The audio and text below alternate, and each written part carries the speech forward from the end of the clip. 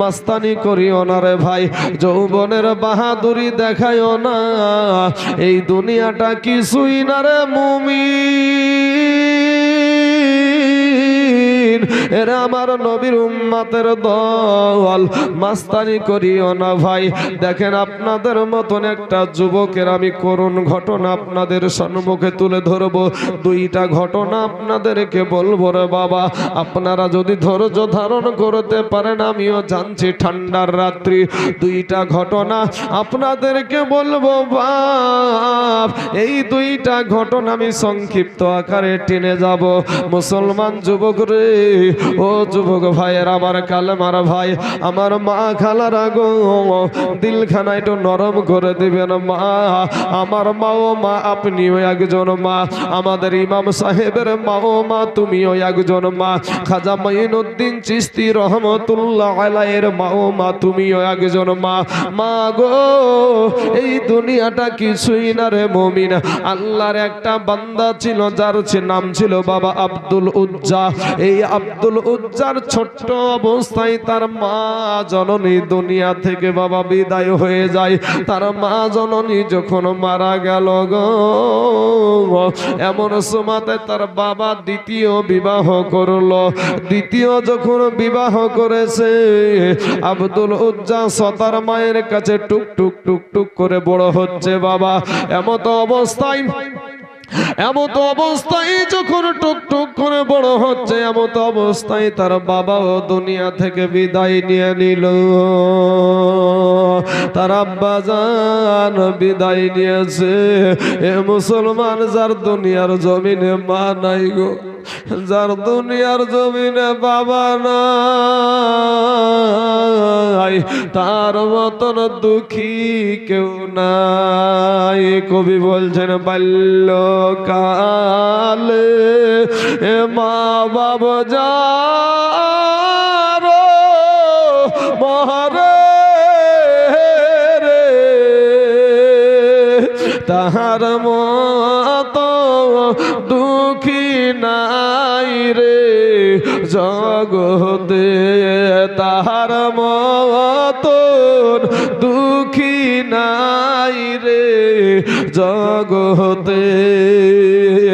এই আব্দুল উজ্জাকে বাবা সতার মা জননী টুক টুক করে নিয়ে গিয়া তার চাচার কাছে গিয়ে বলছে, ভাই জান গো, আপনার ভাই বিদায় হয়ে গেল, আমার এই আপনার এই ভাতিজার খাবারের ব্যবস্থা আমি করতে পারবো না, তাকে আমি লালন পালন করতে পারবো না, তার পোশাক আশাক আমি দিতে পারবো না।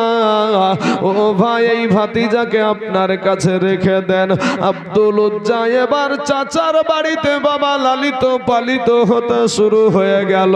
চাচা ও বাবা লাতমানাতকে পূজা দেয়, ভাতিজাও লাতমানাতকে বাবা পূজা দেয়।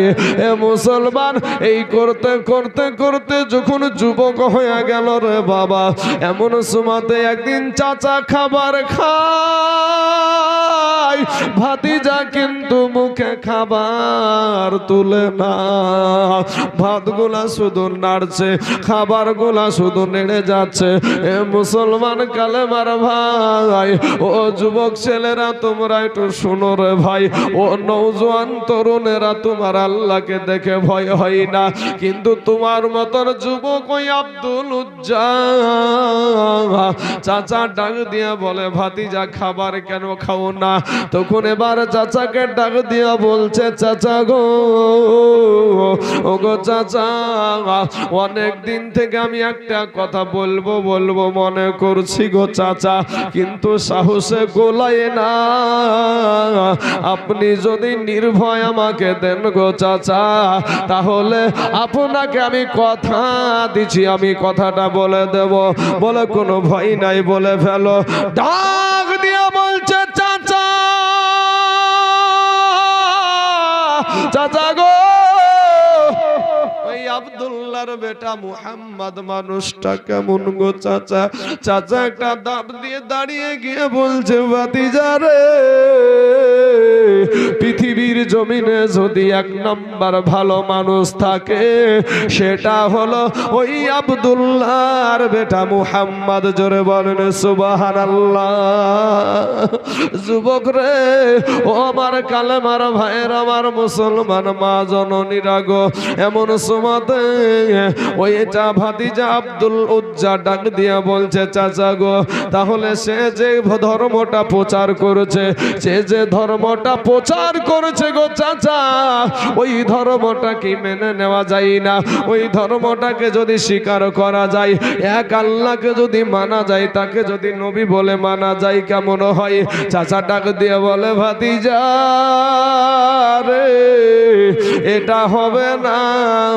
আমি ধর্ম পরিবর্তন করতে পারবো না, আমি ধর্ম পরিবর্তন করতে পারবো না, আমি বাপ দাদার ধর্মে কালিমা মারতে পারবো না। সঙ্গে সঙ্গে যুবক ছেলে নৌজওয়ান উঠে দাঁড়িয়ে বলছে, চাচা গো, এতদিন মনে বড় আশা করতাম, এতদিন মনে বড় বাসনা করতাম, যেহেতু দুনিয়ার জমিন আমার মা নাই, আমার বাবা নাই, দুনিয়ার জমিন আমার মা নাই, বাবা নাই, আপনাকে বাবার সম্মান দিয়ে চলেছি। চাচা গো, আপনি যখন জানায়া দিলেন আপনি কোনদিনও ইসলাম ধর্ম গ্রহণ করবেন না, আপনাকে সাক্ষী রেখে পড়ে নিলাম লা ইলাহা ইল্লাল্লাহু মুহাম্মাদুর রাসূলুল্লাহ। চাচা তখন বাবা একেবারে তেলে বেগুনে জ্বলে গিয়েছে। বাপ ডাক দিয়া বলা, ভাতিজা, এত বড় তুই সাহসের পাওয়ার আমাকে দেখালি রে ভাতিজা, আমি তোকে মারবো না, তোকে কিচ্ছু করবো না, কিন্তু যা কিছু তোকে আমি দিয়েছি, যা সম্পদ আমি তোকে দিয়েছি, সব তুই আমাকে ফিরাইয়া দে, আমি তোকে কিচ্ছু দিব না। ভাতিজা যুবক ছেলে ডাক দিয়া বলে, চাচা গো, আমার দুনিয়ার কিচ্ছু চাই না গো চাচা, আমার দুনিয়ার কিচ্ছু চাই না, আমি শুধু আমার দয়ার নবীকে চাই। জোরে বলেন সুবহানাল্লাহ। এ মুসলমান বাবাজিরা, এমন সময়তে আপনার আব্দুল উজ্জা বাড়ি থেকে বেরিয়ে যাচ্ছে। ডাক দিয়া তখন ওই চাচা ডাক দিয়া বলে, আব্দুল উজ্জা রে, ওরে আব্দুল উজ্জা, তোর যে পরনে লুঙ্গিটা আছে, ওই লুঙ্গিটাও আমার টাকাতে কিনা, ওই লুঙ্গিটাও খুলে দে। আব্দুল উজ্জা লুঙ্গি ধরে বলে, চাচা গো, আমার মা নাই, আমার বাবা নাই, আমি একটা তরুণ যুবক ছেলে, চাচা গো, আমি যদি লুঙ্গিটাও খুলে দিই আমার কি শরম লাগবে না? চাচা ডাক দিয়া বলে, কোনো কথাই কাজ হবে না। যুবক ছেলে, তরুণ যুবক ছেলে লুঙ্গিতে হাত দিয়া বলছে, চাচা গো, আমি খুইলা দিলাম লুঙ্গি, ইমান বানাইলাম সঙ্গী। জোরে জোরে বলুন সুবহানাল্লাহ। ও চাচা, ইমান খুইলা দিলাম লুঙ্গি, ইমান বানাইলাম সঙ্গী। এ মুসলমান বাবাজি, আমার যুবক ভাইয়ের, আমার আব্বা জানের আগো, আমি আপনাদেরকে বলবো, আব্দুল উজ্জা নিজের ইজ্জতের মায়া করলো না, আমার নবীকে পাওয়ার জন্য, আল্লাহকে পাওয়ার জন্য, ও বাবাজি, নবীওয়ালা হওয়ার জন্য, কোরআনওয়ালা হওয়ার জন্য, মসজিদওয়ালা হওয়ার জন্য, হে মুসলমান, নিজের পরনের লুঙ্গিটাও খুলে দিলেন। এমন কোন আল্লাহর বান্দা এখানে বসে আছেন গো? এমন কোন আল্লাহর বান্দা এখানে আছেন? কারা মসজিদওয়ালা এখানে বসে আছেন? কারা বাবা কোরআনওয়ালা বসে আছেন? আজকে সারা দুনিয়া চাইছে বাবা মসজিদ ভেঙে দাও, মাদ্রাসা ভেঙে দাও, আজকে কোরআনকে পুড়িয়ে দাও, ইসলামকে মিটাইয়া দাও। এমন কোন আল্লাহর বান্দা এখানে আছেন বাপ? আজকে আল্লাহর ঘর মসজিদে মসজিদের উন্নতি কল্পে একটি জালসার আয়োজন করেছে। আমি একটা আপনার আল্লাহর বান্দাকে এখানে দেখতে চাই রে বাবা। আমি একজন ব্যক্তিকে বলবো, বাপ কে আছেন গো আল্লাহওয়ালা মানুষ, কে আছেন মায়ের লাল, কে আছেন বাপের সুযোগ গো বেটা। আমি সারা পশ্চিম বাংলাতে বাবাজি আমি কালেকশনের বক্তা হিসাবে থাকি। অনেক জায়গায় 50,000 টাকা করেও বলেছি, 30,000 করে বলেছি, 20,000 করে বলেছি, 10,000 করে বলেছি। আজকে বাবাজি আপনাদেরকে 20,000, 30,000, 50,000 আমি বলবো না। আজকে আমি বিহারের জমিনে এই জায়গাতে কালেকশনের বক্তা হিসাবে আজকে এসেছি বাবা গো। আমি অত সাহসে গোলাই নাই, কারণ আমি জানি না আপনাদের কি হালাত, আপনাদের কি মনের বাসনা। আমি শুধু একটা চেক করতে চাই, 1 নম্বরে আমি একটা তাকবীর দিব রে বাপ। একটা মানুষ শুধু বলবেন ইনশাআল্লাহ। আমি একজন ব্যক্তিকে দেখতে চাই মাত্র 5,000 টাকা ইনশাআল্লাহ। বাপ বাহাত্তরে আমার ডানে বামে সামনে পিছনে মাত্র 5,000 টাকার একটা আল্লাহর বান্দা। আপনাকে যে আমি বলছি যে এখানেই দিতে হবে এরকম না বাপ, আপনি একটু নামখানা লিখাবেন। আস্তে আস্তে এই মসজিদটার কাজ আমি দেখে আসলাম, অনেক কাজ বাকি রয়েছে। এই মসজিদটার কাজ হবে। এই যুবক ছেলে, এই ভাই, এই জ্যাকেটওয়ালা, এটা আর তাকাবে না। ব্রেন্টাল নাকি, মানে ওর তার কাটা। আচ্ছা তার কাটা, যাই হোক বাবাজি আমার সোনামানিকা, ওটাও তার কাটা। চাদরওয়ালা বোধহয় তার কাটা নাকি না, ওটাও তার কাটা নাকি বাবাজি আমার ভাই জানেরা। মানে আমাদের মুর্শিদাবাদে আছে তো এরকম, মানে কালেকশন যদি শুরু হয় আর বাবা কি বলবো একেবারে কোন দিক দিয়ে যা পালাবে। যতক্ষণ ওয়াজ চলছে ততক্ষণ একবারে একটাও লড়বে না, কিন্তু যেমন কালেকশন শুরু হবে উঠা উঠি। আপনাদের বিহারও চলে নাকি? মুসলমান ভাই আমার আব্বা জানেরা, এমন কোন আল্লাহর বান্দা একজন ব্যক্তি হবে না যে ইনশাআল্লাহ হুজুর আমার জান আছে মাল নাই, তবে আমি এই 5,000 টাকা এই মসজিদে আমি আস্তে আস্তে আমি এই 5,000 টাকা দিয়ে দেব। একজন ব্যক্তি আল্লাহর বান্দা, কাকে আল্লাহ কবুল করবে আমি জানি না বাপ। কে যে আল্লাহ, কাকে যে আল্লাহ কবুল করবে আমি জানি না।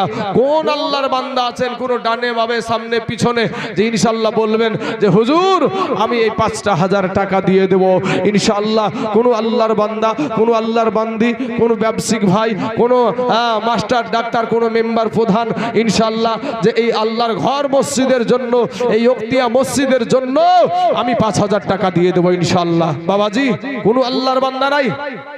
হ্যাঁ বাপ, দুনিয়ার জমিন থেকে চলে যেতে হবে। 3খানা মাত্র কাফন দিবে রে ভাই। পুরুষদেরকে দেওয়া হয় 3খানা কাফন, আর মহিলাদেরকে দেওয়া হয় 5খানা, এর বেশি আর কিচ্ছু না। এটা নিয়ে আপনাকে কবরে চলে যেতে হবে। কোন আল্লাহর বান্দা হবে না বাপ। শোনা কত টাকা ফুরিয়ে যায় রে বাবা। আজ আল্লাহর ঘর মসজিদের কাছে আপনাদের কাছে আমি চেয়েছি বাবাজি, মুতার প্রান্তরে যুদ্ধ হবে। আজ আপনি বলছেন, আপনাকে যদি জিজ্ঞাসা করি আপনারা কোন ধর্মের মানুষ, বলবেন ইসলাম ধর্মের, আপনারা মুসলমান নামে পরিচিত, কিন্তু মুতার প্রান্তরে লড়াই হবে, যুদ্ধ হবে। তেমত অবস্থায় আমার দয়ার নবী মায়ার নবী বাবা, ওই দিকে কাফেরদের সৈন্য হলো 1 লক্ষ, আর এই দিকে বাবাজি আমার নবীজি বানালেন মাত্র 3,000 সৈন্য। এই 3,000-এর ভিতরে আবার 3 জনকে সেনাপতি বানালেন। প্রথমে বললেন কোথায় আমার পালক পুত্র যায়েদ, দাঁড়িয়ে যাও। সঙ্গে সঙ্গে বাবা দাঁড়িয়ে গেলেন। তারপরে বললেন কোথায় আমার চাচাতো ভাই জাফর বিন আবু তালিব, দাঁড়িয়ে যাও। সঙ্গে সঙ্গে বাবা দাঁড়িয়ে গেলেন। তারপরে বললেন কোথায় আমার সাহাবী আব্দুল্লাহ ইবনে রাওয়াহা, দাঁড়িয়ে যাও। সঙ্গে সঙ্গে বাবা দাঁড়িয়ে গেলেন। আমাদের মতন তো তারা ছিল না, নবীর জবান থেকে কথা বের হতে দেরি হতো, তাদের পালন করতে দেরি হতো না। জোরে বলেন সুবহানাল্লাহ। বাবাজি তারাই সাহাবী। এই সাহাবীদেরকে নিয়ে যে বাবাজি আজ আমাদের সমাজে কত রকমের লাঞ্ছিত বঞ্চিত পদদলিত কথাবার্তা বলা হয়, কিন্তু বাবাজি একটা জিনিস সুন্নি আলেমেরা, সুন্নি মুসলমানেরা এরকম নয় বাবাজি আমার সোনা মানিক। এবার এদেরকে বলছেন, এই 3 জনকে বলছেন নবীজির পালিত পুত্র যায়েদ। ওই যায়েদকে তিনজনকে বলছে তোমরা এই যুদ্ধের সেনাপতির দায়িত্ব পালন করবে এবং তোমরা বাড়িতে যাও, বাড়িতে গিয়ে সালাম করে এসো। যায়েদ সঙ্গে সঙ্গে দাঁড়িয়ে বলছেন ইয়া রাসূলুল্লাহ, ইয়া হাবিবাল্লাহ, নবী গো, ওগো নবীজি, আপনি আমাকে যুদ্ধের ময়দানের সেনাপতি বানায়া দিয়েছেন গো নবী। আমার মা আয়েশা ঘরে বসে শুনতে পেয়ে যাবে, আমার যাওয়ার কোনো প্রয়োজন নাই গো নবী। এবার জাফর বিন আবু তালিব বাবা চলে গেলেন বাড়িতে। বাড়িতে যাওয়ার পরে বিবিকে সালাম দিয়ে বলছেন বিবি গো, এ মুসলমান, এখানে একটা জিনিস ছুটে গেল বাপ, যুদ্ধের ময়দানে সেনাপতি লাগে একজন, আমার নবী বানালছে বাবা তিনজন। এতে থেকে বোঝা যায় এই তিনজনের ভিতরে একজন বাড়ি ফিরবে না। অতএব এখানেও বোঝা যায় আমার নবী হলো গায়েবের। মোহাম্মদ কারুন কি চক? ভাট্টা চক। সুবহানাল্লাহ, মোহাম্মদ কারুন দিয়েছে 500 টাকা ভাট্টা চক থেকে। আল্লাহ গো, তার ভাট্টা চকের ওই কারুন ভাইয়ের 500 টাকাকে আল্লাহ তুমি কবুল করে নাও। আল্লাহ এত দারাজ করে দাও। আল্লাহ রুজি রোজগারে তুমি বরকত দান করো। আয় আল্লাহ, আসমানি বালা, জমিনি বালা, রুহানি বালা, সমস্ত বালা মুসিবতকে আল্লাহ তুমি দূর করে দাও। আয় আল্লাহ, যে আশা নিয়ে, যে উদ্দেশ্য নিয়ে দান করেছে আল্লাহ, তার মনের বাসনাকে আল্লাহ তুমি পূরণ করে দাও। আর একজন ভাই আমার দিয়েছে 200 খান টাকা। আল্লাহ তার 200 টাকায় যে পা দুখানা দিয়ে হাঁটতে হাঁটতে এসে দান করেছে, সে হাতের দ্বারায়, পায়ের দ্বারায়, চোখের দ্বারায়, মুখের দ্বারায়, সাকিরা কাবিরা, জানা ওয়াজানা, ছোট বড়, জাহিরি বাতেনি যত গুনাহ করেছে আল্লাহ, তাদের জীবনের সমস্ত গুনাহকে আল্লাহ তুমি মাফ করে দাও। আমিন সুম্মা আমিন। বাবাজি আমার সোনা মানিকেরা, তো আমার নবীজি তিনজনকে সেনাপতি বানালেন। তো নবী তো বাবাজি তিনজনকে বানানোর, যেহেতু সেনাপতি লাগে একজন, তিনজনকে বানালেন। এখান থেকেও বোঝা যায় নবীজি গায়েবের সংবাদ জানে। বুঝলেন না ভাই? আপনি যদি এখন আপনাদেরকে যদি একটু বুঝাইতে চাই, আমি চলে আসেন ভাই, সামনের দিকে চলে আসেন। ওই দিকে জায়গা হচ্ছে না, কমিটির ছেলেরা যেভাবে ব্যবস্থা নিচ্ছে, আপনারা একটু সবাই সহযোগিতা করে দেন। মুফতি উসমান গনি সাহেব উনি ভাট্টা চকের, উনি দিয়েছেন 500 খান টাকা। আল্লাহ তার 500 টাকাকে তুমি কবুল করে নাও। আর একজন নওজোয়ান তরুণ যুবক ভাই আমার দিয়েছে 500 টাকা। আল্লাহ তার 500 টাকাকে তুমি কবুল করে নাও। আল্লাহ হায়াত দারাজ করে দাও। আল্লাহ রুজি রোজগারে তুমি বরকত দান করো। আয় আল্লাহ, আসমানি বালা, জমিনি বালা, রুহানি বালা, সমস্ত বালা মুসিবত থেকে আল্লাহ তুমি তাদেরকে হেফাজত করিও। আমিন সুম্মা আমিন। সুবহানাল্লাহ। 50 কিলো কি নাম? সানাউল। ওখানে লেখেন, ওখানে দাগ নাম্বার, খতিয়ান নাম্বার লেখেন। দাগ নাম্বার, খতিয়ান নাম্বার না হলে আবার জমি ঠিক পাওয়া যায় না বাপ। হ্যাঁ, কি বললো নামটা? সানাউল। সানাউল। সুবহানাল্লাহ। সানাউল ভাই আমার দিয়েছে 50 কেজি ধান। নারায়ে তাকবীর, নারায়ে রিসালাত। সানাউল ভাই আমার 50 কেজি ধানের দাতা, জোরে বলেন জিন্দাবাদ। সুবহানাল্লাহ, সুবহানাল্লাহ। আল্লাহ গো, একটা নওজোয়ান তরুণ যুবক ছেলে এসে 50 কেজি মতো ধান, আল্লাহ তা সে ওয়াদা করেছে এই মসজিদের জন্য। আল্লাহ তার 50 কেজি ধানকে আল্লাহ তুমি কবুল করে নাও। আল্লাহ হায়াতে দারাজ করে দাও। আল্লাহ রুজি রোজগারে তুমি বরকত দান করো। এ বাবাজি আমার সোনা মানিকেরা, এ যুবকেরা, এই সানাউল ভাইয়ের মতন কি একটু তোমাদের মন যায় না রে ভাই? কখন জানি আজরাইল এসে ধরবে রে ভাই। যাদের জন্য তুমি গুছিয়ে রাখছো, যাদের জন্য গুছিয়ে রাখছো, স্বার্থে যদি আঘাত লাগে রে ভাই, মা তোমাকে আলাদা করে দেবে। স্বার্থে যদি আঘাত লাগে, তোমার বাবা তোমাকে আলাদা করে দেবে। স্বার্থে যদি আঘাত লাগে, তোমার সন্তান তোমার থেকে আলাদা হয়ে যাবে। স্বার্থে যদি আঘাত লাগে মা, স্বার্থে যদি আঘাত লাগে, তোমার বিবি বিহারের জেলখানা দেখায়া তোমাকে ছেড়ে দিবে। যুবক রে, আজ যার জন্য তোমাদেরকে দান করতে বলেছি বাবা, এটা তোমার কোনোদিনও নষ্ট হবে না, এটা তোমার কোনোদিন আগুনে পড়বে না, এটা তোমার পানিতে ডুববে না। আজরাইল আসার সাথে সাথে তোমার এটা কাজে লেগে যাবে। আসুন, কোন আল্লাহর বান্দা আছেন গো? আমি একটা এখানে এই বিহারের জমিনে একটা বান্দা পেলাম যাবে না বাপ যে ইনশাআল্লাহ হুজুর আমি 5,000 টাকা দেব, 500টা টাকা। ও বাবাজি আমার সোনা মানিকেরা, আজকে 200-300 টাকা নিয়ে আসরে যুবক ভাইয়েরা কত টাকা তুমি রাস্তাঘাটে ফুরাও, কত টাকায় বেহালাতে ফুরায়া দাও বাজারে ডাক্তারখানায়। সাদেক আলী ওর মায়ের জন্য দিয়েছে 2000 টাকা। নারায়ে তাকবীর, নারায়ে রিসালাত। সাদেক আলী চাচা আমার তার মা জননীর জন্য 2000 টাকা দান করেছে। জোরে বলুন জিন্দাবাদ, সুবহানাল্লাহ সুবহানাল্লাহ। এ সাদেক নামেতে দেখো, এ সাদেক নামেতে দেখো এখানে আসিয়া 2000 টাকা দিল মায়ের লাগিয়া। হায়রে কত মোহাব্বতের মা আছিল দুনিয়াতে, আজ সাদেকের মা শুইয়া আছে বাবা কবরের ভিতরে। এই কবরেতে যদি থাকে আজাবে গর যাবে, উদ্ধারিয়া নিও খোদা দানের বদলাতে। ওই সাদেক আলী যদি বাবা দুনিয়াতে নাই বা থাকিত, এ 2000 টাকা নিয়ে কেবা এই জায়গায় হাজির হতো। কেউ যদি চলে যায় এ গানা বেগানা, ক্ষমা করে দিও আল্লাহ জিন্দেগির গুনাহ।